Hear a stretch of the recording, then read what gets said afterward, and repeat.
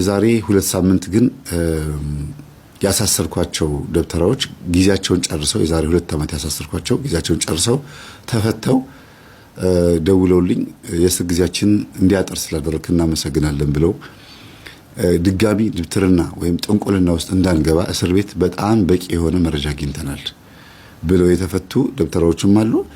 እስካሁን እልሁንም ያልጨረሰ ደብተራም ደግሞ አለ። ሊፈታ 6 ወር የቀረው ባለፈው እንደነገርኳችሁ ሊፈቱ ጥቂት ጊዜ የቀራቸው ደብተራዎች አሉ። ሰው ቤት ገብተው የሰው ሚስት የደፈሩ፣ የሰው ሰራተኛ የደፈሩ፣ የሰው ሴት ልጅ ሲያኮርሙ የተገኙ፣ አስማትና ድግምት ሲያገኙ እጅ ከፍንጅ የተያዙ፣ ሲያታልሉ ሲያጭበረብሩ ሜርኩሪ ምናምን እያሉ ሲያጭበረብሩ የተያዙ በጣም ብዙ ሰዎች በይፋ ካወጣሁኝ ይተባበሩብኛል ብዬ ነበር ዝም ያልኩት። በኋላ ቅድስት ቤተክርስቲያን ግን ይሄን ጉዳይ ሲሪየስሊ እኔን መደገፍና ማገዝ ስትጀምር አርፈው ተቀመጡ።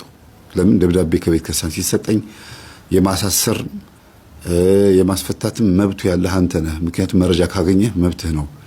በአንተ ላይ ጥቃትና ጉዳት እንዳይደርስ በአንተ የክስ ጉዳይ ላይ የበላይ ተጠሪ ሆኖ ቤተክርስቲያን ወይም ቤተ ክህነቱ ወይም ደግሞ ያገለግሉበት የነበረው ቤተክርስቲያን ከጎንህ እንደሆነ ብለው የጻፉልኝ ደብዳቤ ሲያዩ ደንግጠዋል። ጉዳዩ እንዲያውም ዲያቆናትና ካህናት እንደሰሙት ሲያስቡ ሲያውቁ በጣም የደነገጡት። ስለዚህ አሁንም እልሁን ያልጨረሰ ደብተራ ሊፈታ ግን 6 ወር ይቀረዋል። እኔ ለእስር ቤቱ ወይም ደግሞ ለሚመለከተው አካል ተናግሬያለሁ። እስር ቤት ሆኖ መንፈስ እየላከ ነው። ማስረጃው ደግሞ ይኸው። እኔ አይደለሁም ልጅቷን ጩሂ ብዬ መመክራት፣ እሱ ራሱ ነው እስር ቤት ሆኖ መንፈስ እየላከባት ያለው። ለዚህ ማስረጃው ምልክቱ እናንተ እስር ቤት ሰውየውን አንድ ጉዳይ አድርሱበትና ወይም አንድ ጉዳይ አውሩትና ከዛ ልጅቷ ደግሞ እዛ ሆና ስትጮህ ትሰሙታላችሁ ብዬ በማስረጃ ያቀረብኩት ጉዳይ አለ። ውሸትህን ነው የሚልም አንድ ፕሮቴስታንት ስለመጣ ማለት ነው። ለምን አውቀህ ነው ሰውየው ላይ እልህ ስላለብህ ነው ልታሳስረው ፈልገህ ነው አለኝ። ኦኬ እንደዛ ከሆነ ጸበል ላይ ያለችው ልጅ እሱ መንፈስ የሚልክባት ልጅ ማለት ነው የምትለፈልፈውን ድምጽና እናንተ እስር ቤት ሰውየው 2 ዓመት እስር ተጨምሮብሃል 3 ዓመት 1 ዓመት ተጨምሮብሃል ብላችሁ ስትነግሩት ያን ከተናገራችሁት በኋላ ልጅቷ ላይ የሚልከው መንፈስ የሚለፈልፈው አንድ መሆኑን ታዩታላችሁ አልኳቸው። የውሸታቸውን በመታረገው መጥፎ ነገር 1 ዓመት የእስር ጊዜ ተጨምሮብሃል 2 ዓመት ልክ እንደዚህ እንዲሉት ነበር የፈለኩት። ግን እነሱ ሌላ ነገር የተናገሩት። ለምን እኔ ያልኩትን ካሉትማ ልጅቷ ምን ያልኳትን ነው የምትለው። ትክክል አያስኬድም አይደል? ስለዚህ ደስ ያላችሁን ተናገሩት አልኳቸው። የሚገርማችሁ ጠርተው ሰውየው ምንድን ያሉት መሰላችሁ? ለስራህ ተባባሪ የሆኑ ለዚህ ለድብትርና ተባባሪ የሆኑ ሰዎችም እስር ቤት እየገቡ ነው፣ መምህር ተስፋዬ እያሳሰራቸው ነው ብሎ ነው የነገሩት። ይሄን ደግሞ ለኔ አልነገሩኝም። ከዛ ልጅቷ ልክ እንደዛ ብላ ጮኸች። ጓደኞቼንም ልታሳስሪያቸው ነው? አለቅሽም፣ ስወጣ አሳይሻለሁ፣ ደፋሻለሁ እያለ መንፈሱ ላይ ይጮሃል። ያ ማለት እዛ እስር ቤት ሆኖ ጓደኞቹም ስለታሰሩ የታሰሩ መስሎት ማለት ነው ስለታሰሩ እንደዛ ብሎ ሲናገር መንፈስ ሲልክ እሷ ላይ እንደዛ ብሎ ጮኸ። እና ይሄንን ነገር በጣም የሚገርማችሁ ነገር ምንም እንኳን ውሸት ቢሆንም መንፈሱ ግን ይሄን ነገር ደገሙ፣ እንደ ኢኮሲስተም ደገመው።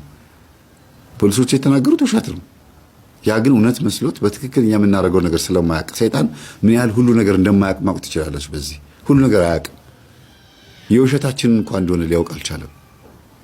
በጣም ይገርማልና በዚህ ሲስተም ደብተራው ከእስር ቤት ሊፈታ 6 ወር ቢቀረውም ኢጎ ወይም ደግሞ ድንፋታው ወይም ደግሞ አጠቃላይ ቲቢቱ እንዳለቀቀው ሲወጣ መጥፎ ነገር ሊያደርግ እንዳሰበ አወቁ እና ነገሩት።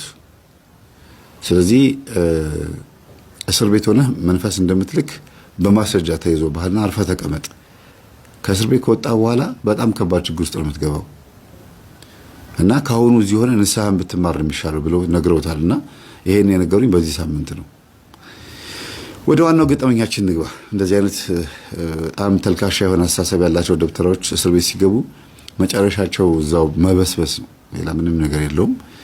እስር ቤት መታሰር ወንጀለኝነት ነው ማለት አይደለም። በእርግጥ ሁሉም ሰው ሲታሰር፣ ምክንያቱም ያለ ጥፋቱ የሚታሰርም ሰው አለ፣ በጥፋቱ የሚታሰርም ሰው አለ። በሐሰት ተከሶ በደቦ ተፈርዶበት ያላደረገውን ነገር አደረክ ተብሎ እንደዚህኛው ገጠመኝ አሁን ለነገራችሁ እንደተዘጋጀው አይነት ገጠመኝ ማለት ነው። የእውነት ግን ጥፋት አጥፍተው ሲታሰሩ ግን ጥፋታቸውን ማመን ነበረባቸው። መንፈሱ ምን ያህል እንዳልታሰረ የምታዩት በዚህ ነው። ሰውየው እስር ቤት ነው ያለው፣ አይምሮና ህሊናው ግን ስጋው እንደታሰረው አልታሰረምና መንፈስ ይልካል። ጸበል ቦታ ላይ በተደጋጋሚ መንፈስ እየያዘች ትሸኛለች። መምህር ኧረ እስር ቤትም ሆኖ ሰውየው መንፈስ መላኩን አላቆመም። ታስሮ የሚልክብኝ ከሆነ ከተፈታ በኋላማ ከባድ ነገር ነው የሚሆነው ብላ ልጅቷ እስክትሰጋ ድረስ ማለት ነው። ይሄ ሁሉ ግን የሚሆነው እግዚአብሔር እኛ ሊያስተምረን እንጂ ልጅቷ ሊያሰቃያት አይደለም። በምንድን ነው የሚያስተምረን? ሰው ታስሮ እንኳን ሊማር እንዳልቻለ አንድ። ሁለተኛ እስር ቤት ስጋ ቢታሰርም፣ እስር ቤት ደብተራዎች፣ ጠንቋዮች ቢታሰሩ መንፈሳቸው የሚልኩት መንፈስ ግን እንደማይታሰር፣ ሰይጣን እንደማይታሰር፣ ሰይጣን የሚታሰረው በእግዚአብሔር ኃይልና በኢየሱስ ክርስቶስ ስልጣን ብቻ እንደሆነ ማሳያ ነው።